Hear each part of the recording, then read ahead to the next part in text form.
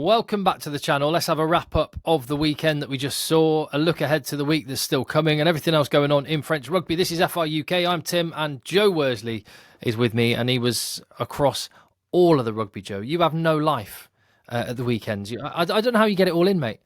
I have a clone of me who watches rugby and does family chores. So You I have can an watch more AI rugby. Joe Worsley who just feeds you all the intel. Well, good. I'm happy to pick your brain on this one. First off, Joe, what was your moment of the weekend? Your favourite bit? Montauban showing massive balls to come back and nearly win against Castres. Amazing. But the best, Niniashvili's try for La Rochelle against Stade Francais. It was just, we'll see it later on. Incredible finishing. Acrobatic, Superman-esque. It's funny, my favourite moment of the weekend came in exactly the same game, and it was how the game ended with a scrum penalty that won the game for Stade Francais. And the reason I love this the most is because this is a consequence of France preserving one of the things that makes rugby special, enforcing a straighter put-in, not completely straight. The scrum halves are allowed to stand just to one side. Nolan Le Garrec put the ball in. La Rochelle had just scored a try and got themselves ahead. They just had to survive the scrum to win the game. Ordinarily, Le Garrec would have been chucking that straight back to number 8's feet, getting the ball out, Amazing. even if they're under pressure. But under the new laws, they had to put it in straight for fear of a penalty. And that gave Stade Francais a chance to attack the scrum. Scrum penalty, game one. Brilliant bit of theatre, great moment. Paul Gustard gets one over on Ronan O'Gara.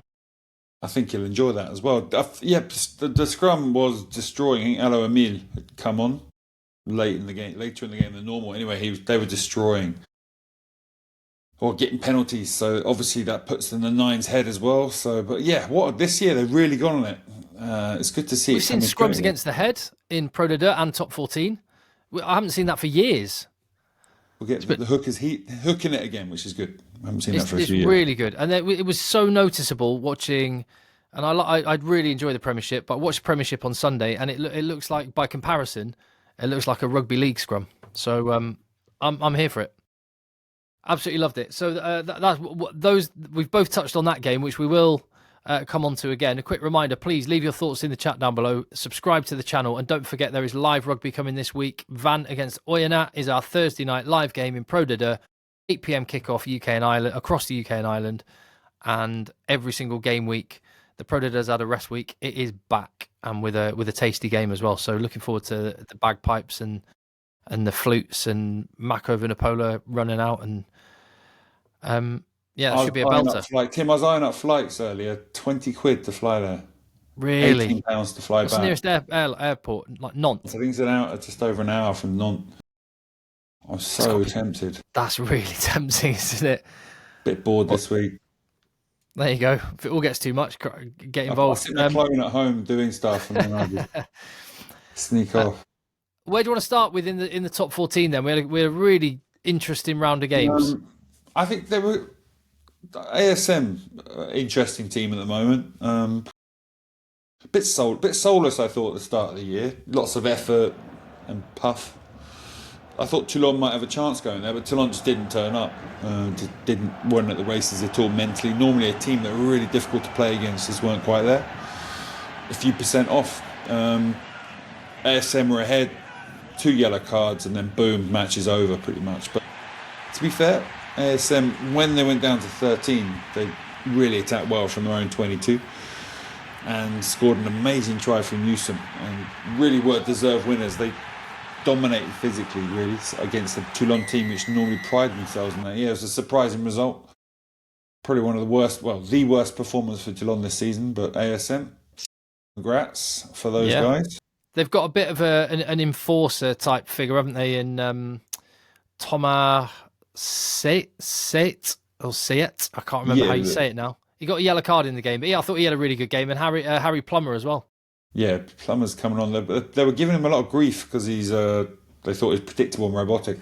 But he's looking better, huh? He's looking better. Kramer's back as well, smashing people. Our Argentinian friend, I love watching him always. Incredible beard. That game, so ASM, another packed house, good atmosphere, really Really good win for them. And then moving on to Stade Toulousain. So Toulouse v UBB v Bordeaux has been the Yeah, I biggest was game so for the last hyped about year. this game, and it was a bit of a letdown, to be honest. Impressive from Stade Toulousain, but Yeah. not the spectacle we were hoping for. No, I mean, as soon as I saw the team Bordeaux ascending, I'm like, oh, because yes, they got injuries. They rested the second choices and sent some third choices, and yeah, they really were second best by a country mile. I mean, listen, Toulouse got battered the week before. They would have been foaming at the mouth for that match, and then they send not quite bin juice. You've got players like Penaud in the team, but still a quality squad. Just when you get down to the lower choice players, Bordeaux just can't create that scoring threat they normally have. You take out 4, 5, 6 of those players in that first team, especially Jalibert, especially Bibi, Boros and players like that, then you're not going to have the people capable of scoring the points they need to win a game.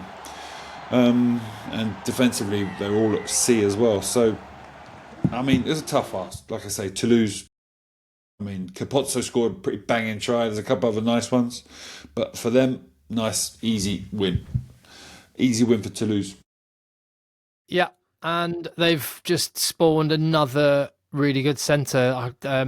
Calvin Gorge, Gorge. It's an odd one, that one, isn't it? How do you say that name, Joe? Come God? on, you know. With the R's in, it's Gorod. Gorge.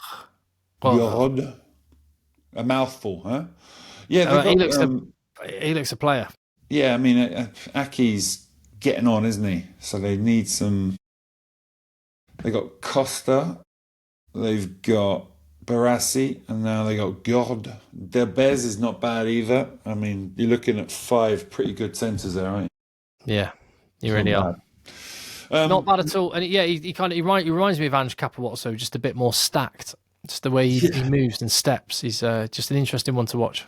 I think Grandma's more stacked than Capot, so he is one of the world's smallest rugby players, but an incredible talent. A game for all sizes.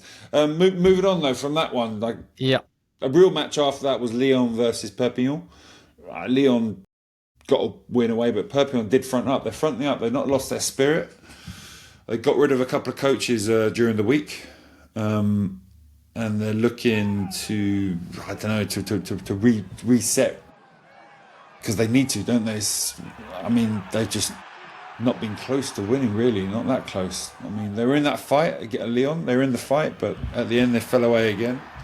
Wynikola scoring another pretty sweet try.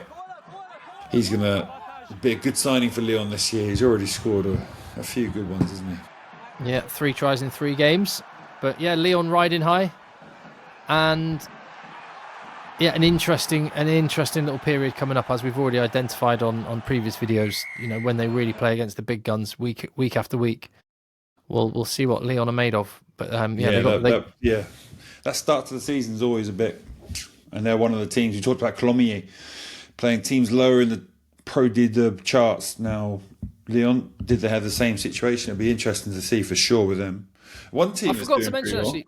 Sorry, when we were talking about Clermont Everton, I forgot to mention Anthony Belleau. I don't know whether his exploits in England, which have got, I mean, he's looked incredible in his first few games for Northampton Saints. I don't know whether that's that. Do you think that might have twitched the needle across the water? Do you think they'll be keeping an eye on him? I've not seen anything in the media about him. He scored 2 good tries. One was a lucky bounce, I'd say. It was a good chip though. Good finish for the other one, but still, yeah. I think he went for a life change. He's bored at Clermont. Uros shouting at him the whole time. It's a bit cold, so he went to Northampton instead. And he's a class act. And they've got 2 incredible fly halves, haven't they? It's quite a rarity, but there's not many Frenchmen that come over to England. Partly, you know, the money is partly it's what just him, right? that. If anyone can tell me someone else, I think it's just him. Just him at the moment that I can think of, but is there another Frenchman in the UK?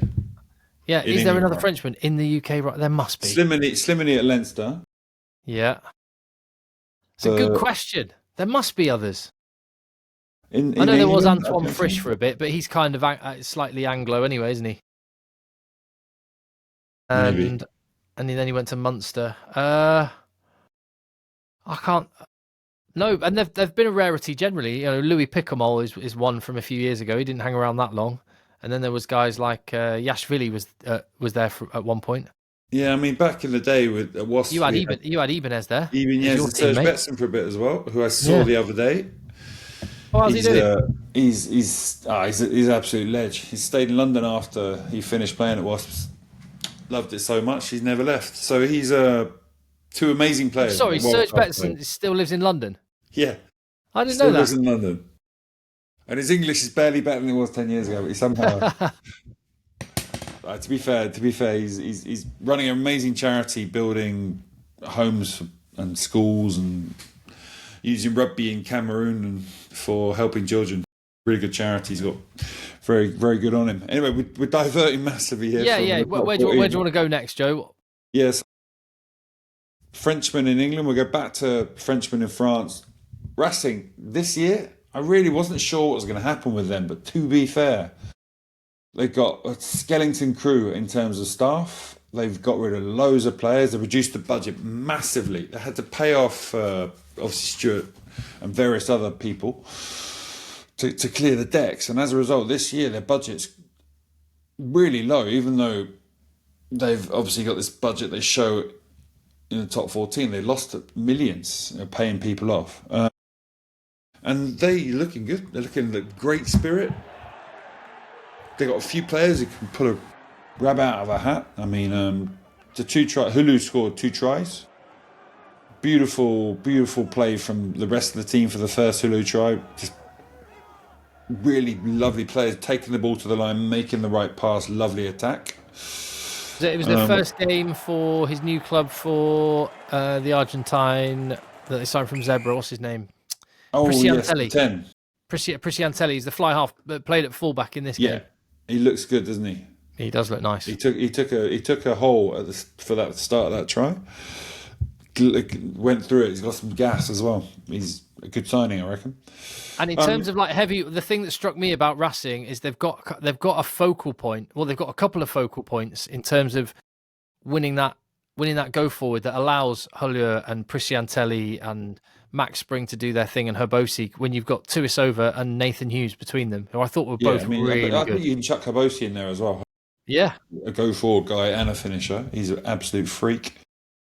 Tuisova, my God, yeah, the try that Hulu scored, the second one, like him just battering people off, incredible offload, loving it.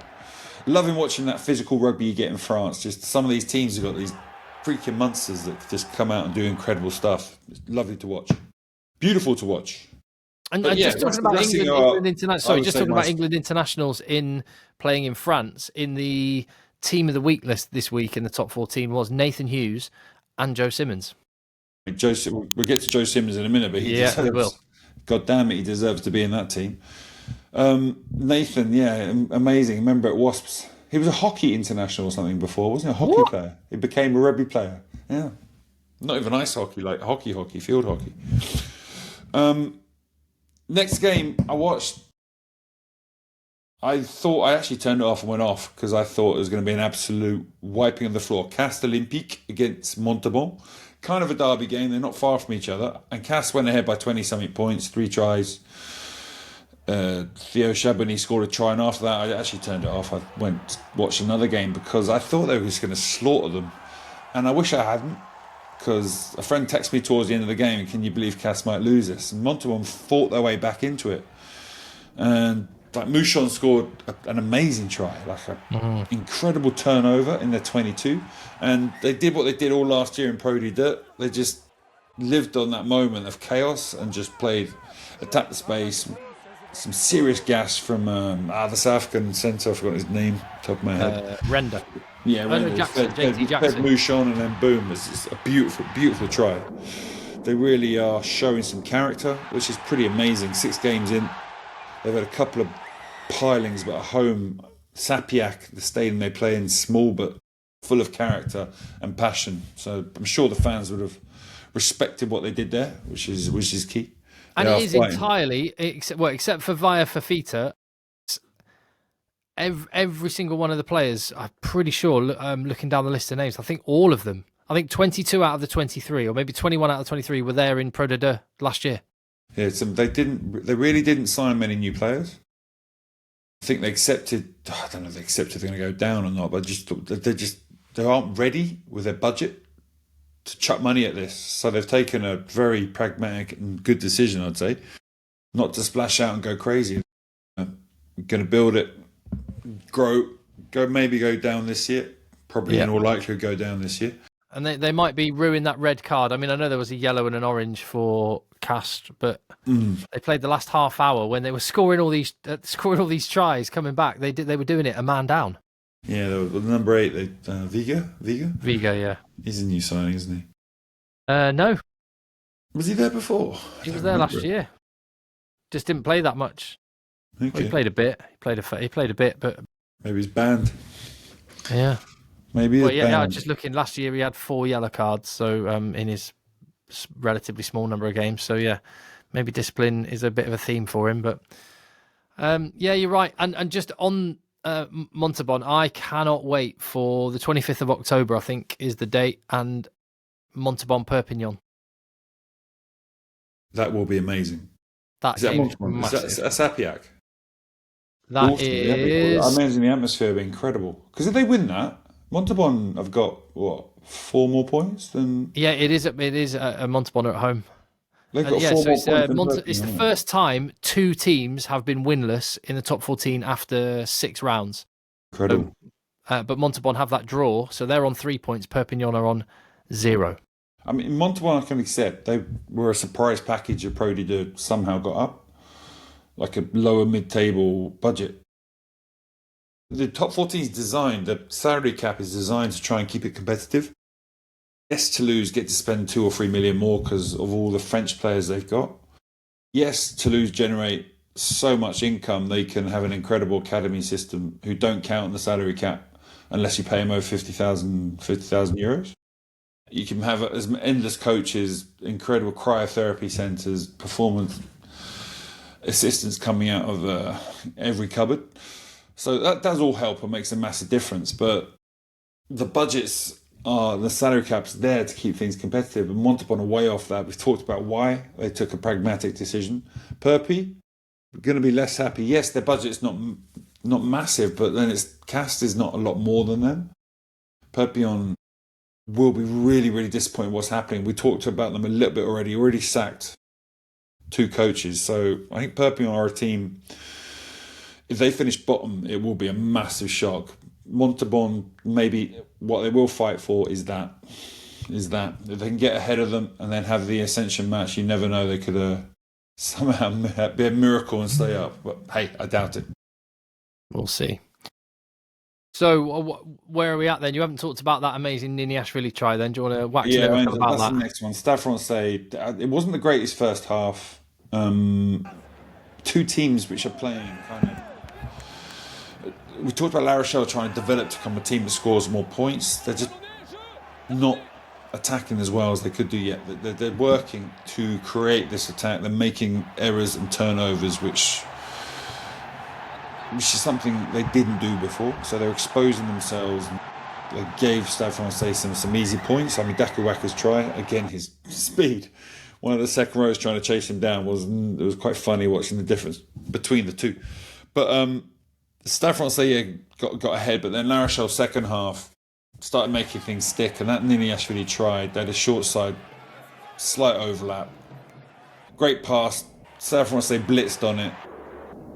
Lovely tap pass from, I can't remember who, Carbonell or someone.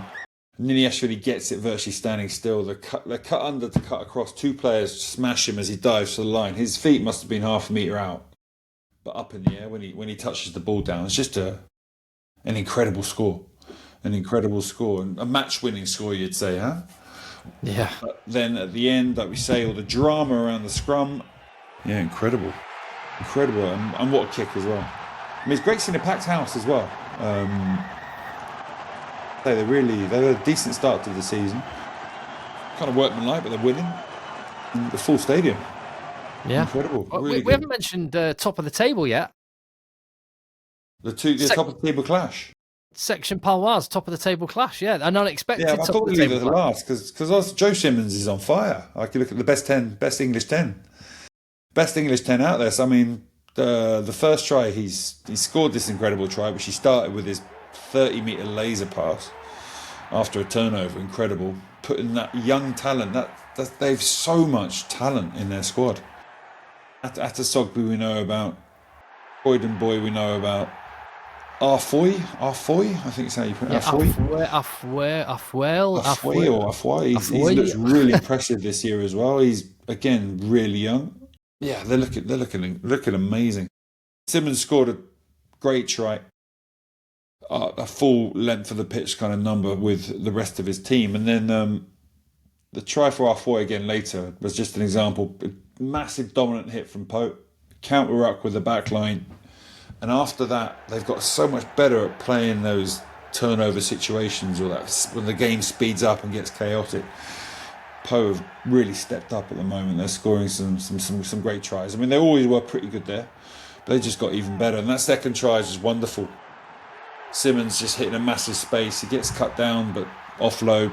Next player cut down. Another offload. Arfoy gets one of the key tries of the game. And after that, they ran away with it. So Poe looking like they got beans and character and defence, more aggressive team they were last year, but that attacking side of things looks like it's getting better, and they're unearthed yet more young talented players. Yeah, their academy's doing some work at the minute, and that is your week in top 14. Pro de Deux returns.